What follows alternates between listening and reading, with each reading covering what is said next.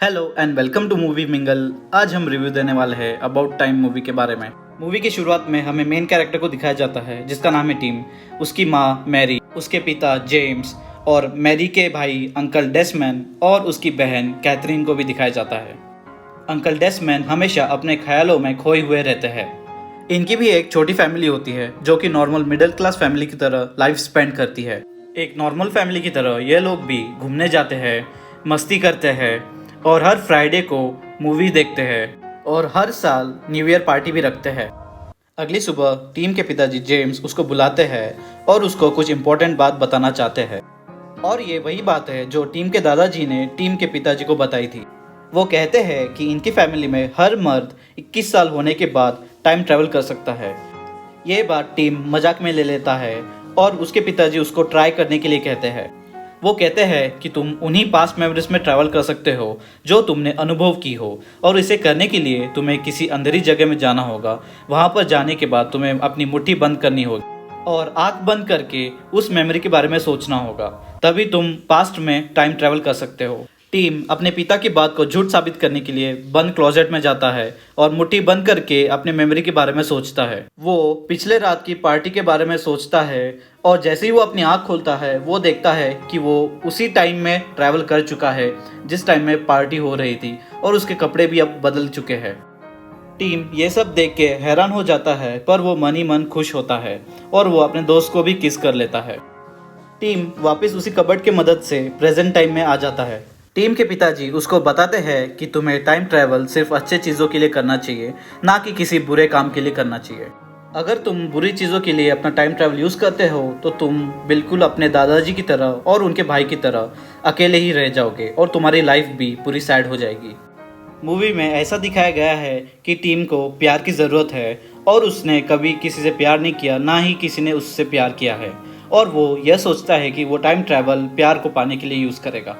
कुछ दिन के बाद कैथरीन की फ्रेंड शार्लोट उनके घर 2 महीने के लिए रहने आती है और उसे देखते ही टीम को उससे प्यार हो जाता है। टीम शार्लोट से जब भी इंटरेक्ट करता है उससे कुछ ना कुछ गलती हो जाती है और वो उस गलती को सुधारने के लिए हमेशा टाइम ट्रैवल यूज़ करता है। पर एक पॉइंट ऐसा आता है कि जब टीम शार्लोट में इतना खो गया था कि वो टाइम ट्रैवल के बारे में भूल जाता है। जब शार्लोट इनके घर से जाने वाली होती है तब टीम सोचता है कि वो अपने दिल की बात शार्लोट से कह दे। इसी बात को कहने के लिए टीम रात में शार्लोट के पास जाता है और अपने दिल की बात कहता है। तब शार्लोट कहती है कि तुम्हें लेट हो गया है क्योंकि इन दोनों ने एक दूसरे के साथ अच्छे से टाइम स्पेंड नहीं किया और ना ही वो एक दूसरे को जान पाए हैं। इसलिए टीम टाइम ट्रैवल करता है और जब शार्लोट उनके घर में पहली बार आती है वो उस टाइम में जाके शार्लोट को अपने दिल की बात बोल देता है और शार्लोट कहती है कि तुम उसको ये बात तब बताना जब उसकी इस घर में आखिरी रात हो। ये सुन के टीम को पता चल जाता है कि शार्लोट को टीम कभी पसंद नहीं था और टाइम ट्रैवल करके हम किसी का मन भी चेंज नहीं कर सकते, और टीम अपने पहले प्यार को भी इस तरह से भूल जाता है और शार्लोट उनके घर से चली जाती है। नेक्स्ट सीन में हम देखते हैं कि टीम को लॉयर बनना था और इस वजह से वो लंदन जाने की सोचता है। टीम के मामा उसको कुछ सिक्के देते हैं और वो कहते हैं कि इन सिक्कों को तुम अच्छे से खर्च करना। जब टीम लंदन पहुंचता है तब वो अपने पिता के दोस्त हैरी के घर में रहता है। हैरी एक ड्रामा टीम में होता है और वो उस ड्रामा टीम में राइटर होता है, पर ड्रामा अच्छे न चलने की वजह से हमेशा हैरी गुस्से में रहता है।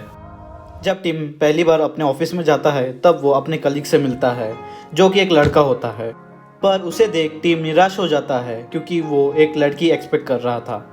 शाम में टीम अपने दोस्त जे के साथ एक रेस्टोरेंट में जाता है और जाते ही उनको पता चलता है कि यहाँ एक ब्लाइंड डेट का गेम होने वाला है।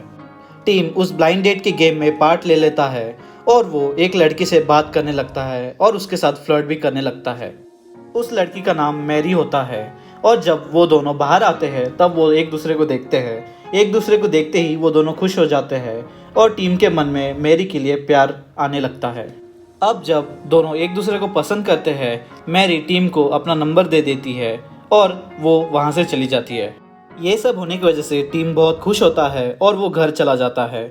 जैसे ही वो घर जाता है वो हैरी को देखता है जो कि परेशान खड़ा था। हैरी टीम को कहता है कि उनका प्ले बहुत सही जा रहा था, पर एक एक्टर उसका डायलॉग भूल गया और जिसकी वजह से उनका प्ले पूरा खराब हो गया। ये सब सुनने के बाद टीम उस प्ले को सही करने के लिए वापस टाइम ट्रैवल करता है।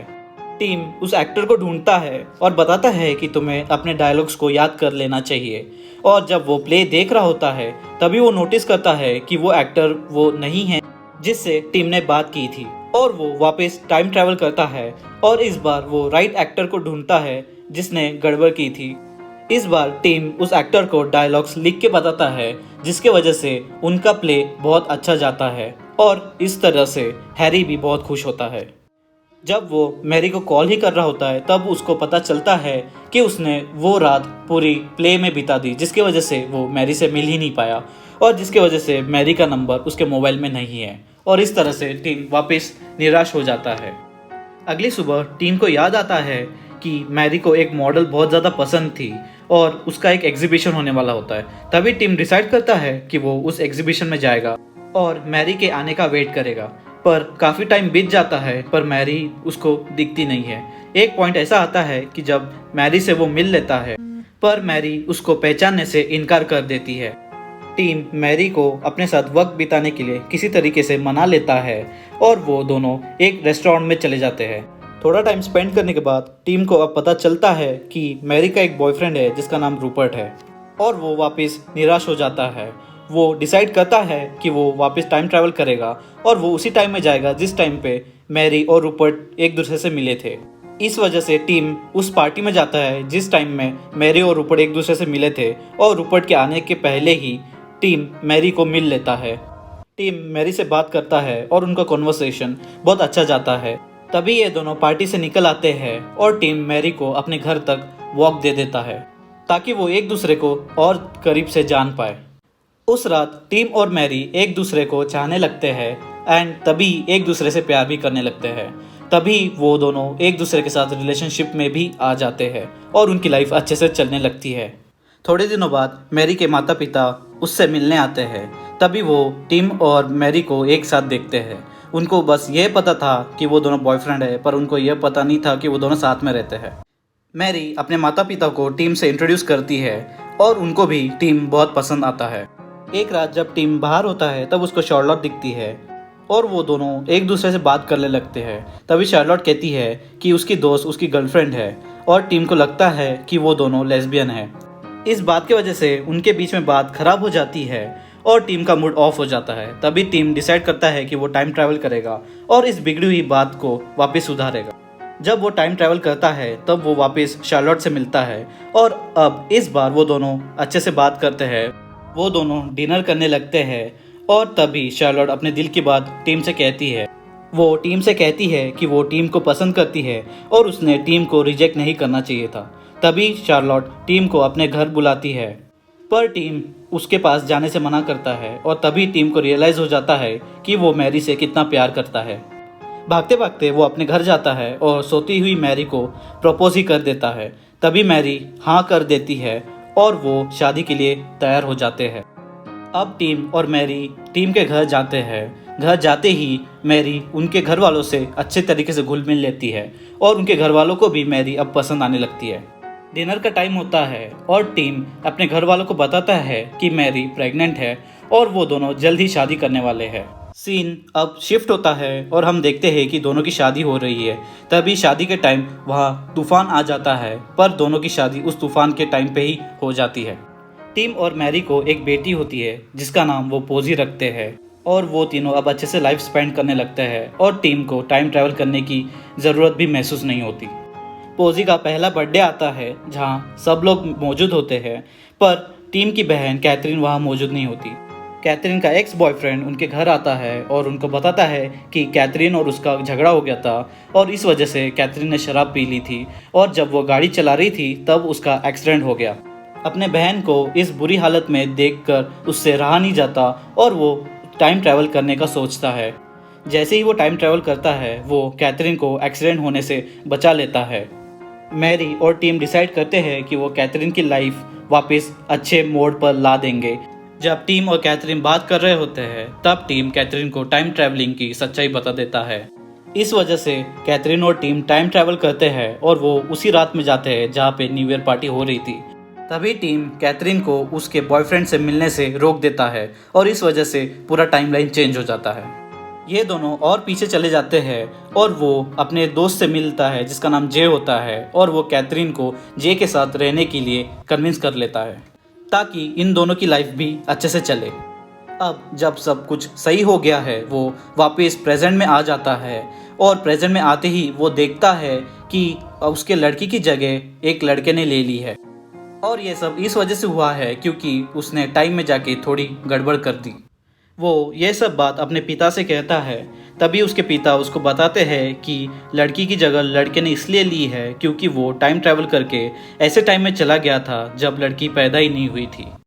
इसी वजह से टीम अपने दिल पर पत्थर रख के ये डिसाइड करता है कि वो कैथरीन का एक्सीडेंट होने ही देगा और वो कैथरीन को बाद में समझाता है कि वो उसके एक्स बॉयफ्रेंड से दूर रहे और उसके पास ना जाए। बस अपने बेटी को पाने के लिए वो ये डिसीजन उठा लेता है। कैथरीन भी टीम की बात को मान लेती है और वो उससे दूर रहने का डिसीजन ले लेती है। अब खुशी खुशी टाइम बीतता जाता है और तभी टीम और मैरी को एक और बच्चा हो जाता है। आगे हमें पता चलता है कि जेम्स को कैंसर है और टीम और जेम्स एक दूसरे से बात करने लगते हैं। तभी जेम्स उसको बताता है कि कुछ बातें ऐसी होती है कि जो हम बिल्कुल बदल नहीं सकते। जेम्स टीम को और एक राज की बात बताता है और वो कहता है कि तुम्हें अगर लाइफ अच्छे से जीनी है तो तुम्हें एक दिन को 2 हिस्सों में बांटना होगा। पहला हिस्सा यानी आधा दिन ऐसा होगा कि जब टीम बिल्कुल भी टाइम ट्रैवल नहीं करेगा और जो कुछ भी परेशानियां उसको महसूस हो रही है वो खुद उस परेशानियों को हैंडल कर लेगा। दूसरा हिस्सा ऐसा होगा कि जिसमें वो टाइम ट्रैवल करेगा और टाइम ट्रैवल करने के बाद वो उस दिन के कुछ खूबसूरत पलों को वापस महसूस करेगा जो उसने पहली बार में महसूस बिल्कुल नहीं किए हैं, जिससे कि वो आगे जाके ज़िंदगी को और खुश बना सके। अपनी पापा की बात को मानते हुए टीम बिल्कुल वैसा ही करता है और हर पल को वो खुशी से जीने लगता है जो कि उसने पहली बार में जिए नहीं थे। एक दिन खबर आती है कि उसके पिता अब गुजर चुके हैं। तभी टीम डिसाइड करता है कि वो पास्ट में ट्रैवल करेगा और अपने पिता से मिल लेगा। जैसे ही टीम जेम्स को मिलता है तभी जेम्स को पता चल जाता है कि टीम पास्ट में ट्रैवल कर चुका है और वो उससे मिलने आया है। वह दोनों एक दूसरे के साथ क्वालिटी टाइम स्पेंड करते हैं और टीम वापस प्रेजेंट में आ जाता है।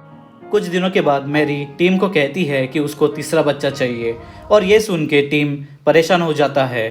टीम को पता होता है कि अगर उनका तीसरा बच्चा हुआ तो वो अपने पिता से मिलने मतलब बच्चे के पैदा होने के पहले के वक्त में वो ट्रैवल नहीं कर सकता, जिससे कि उस बच्चे का भी फ्यूचर चेंज हो सकता है।